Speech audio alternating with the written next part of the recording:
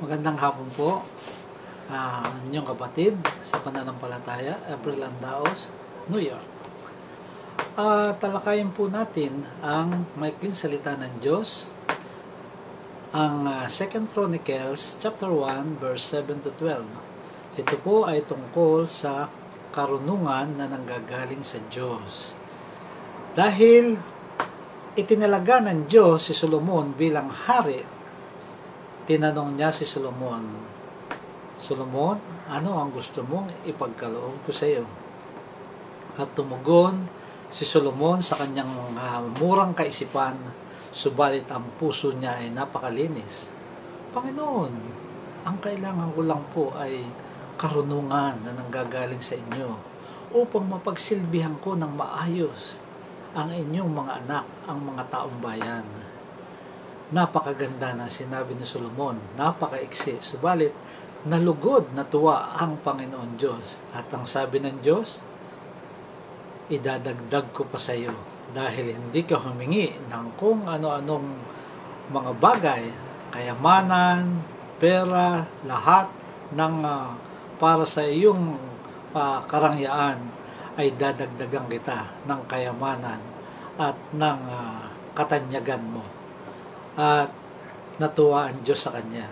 Kaya si Solomon ay dali-daling tumalima at napatunayan ng mga tao at ng kanyang nasasakupan ang walang kasindakilang karunungan na inihahayag niya na nagmumula sa Diyos.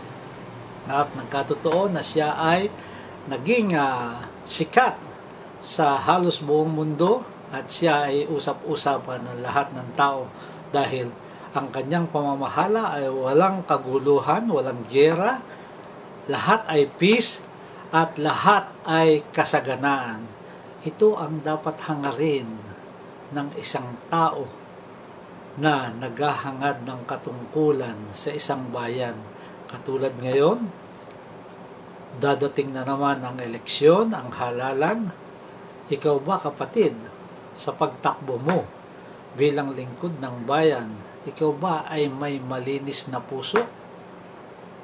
Kaya mo bang humiling sa Panginoon Diyos o ang sariling kaisipan mo at puso mo ang ginagamit mo? Gayahin mo si Solomon. Huwag mo sabihing lingkod ka ng Diyos, tatakbo ka bilang lingkod ng bayan, na alam mo na ang salita ng Diyos, na kaya mong pamahalaan ang mga taong nasasakupan mo. Hindi, kapatid.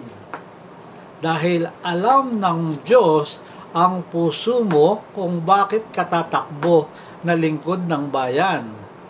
Lingkod ka na ng Diyos, pupunta ka pa sa paglilingkod ng bayan, samantalang sa paglilingkod mo sa Diyos, na paglilingkuran mo na ang bayan, ang lahat-lahat, ito ang kabuuan na maibibigay mo sa taong bayan, ang kaligtasan ng kanilang kaluluwa.